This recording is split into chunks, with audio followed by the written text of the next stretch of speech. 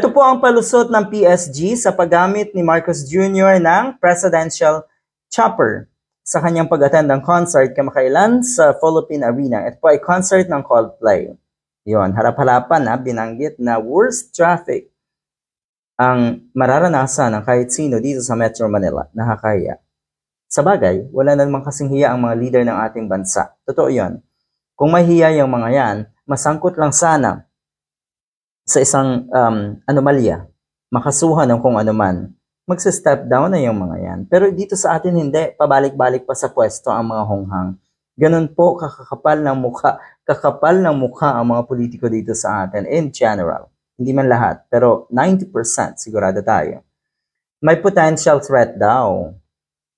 So ang inisip ng mga netizens, alin yung threat doon?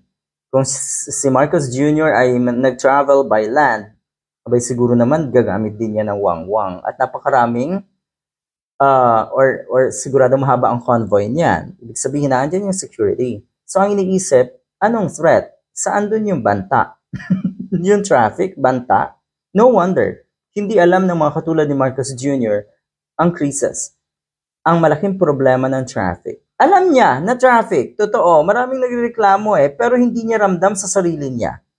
Dahil sa mga ganitong pagkakataon na hindi naman talaga nila hindi naman talaga nila nararanasan yung ganitong krisis, yung krisis sa traffic. Kaya hindi nila alam paano resolbahin. Gano'n lang nangyayari po Hindi naman nila pinagdadaanan yung hirap ng mga ordinaryong kababayan natin. Anyway, potential threat daw.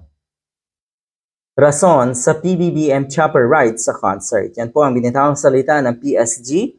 This decision not only ensure the safety of our leader, totoo, naniniwala ako na dapat talaga safe lagi ang ating leader, lalo na po ang Pangulo.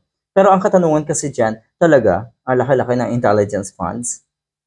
Pero, sa pagpunta lang sa concert, may threat na.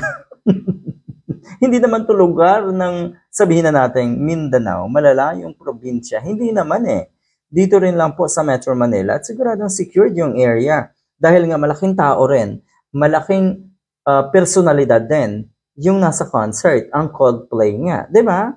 Ano daw? But also exemplified our commitment to prioritizing the security in the face of unexpected challenges.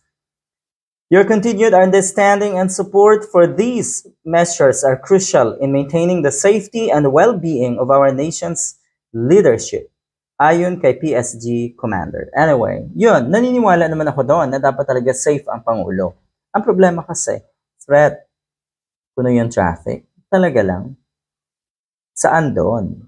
Ulitin ko sana maranasan kasi ng mga leader ng ating bansa yung mga ganong klaseng krisis. Hindi lang yung traffic, yung problema sa traffic. Kahit anong problema na meron tayo, sana maranasan nila para doon sila magsimula ng magandang idea mula sa puso kung paano nila solusyonan ang mga problema na kinahaharap ng ating bansa. Hindi kasi nila danas yung mga yan.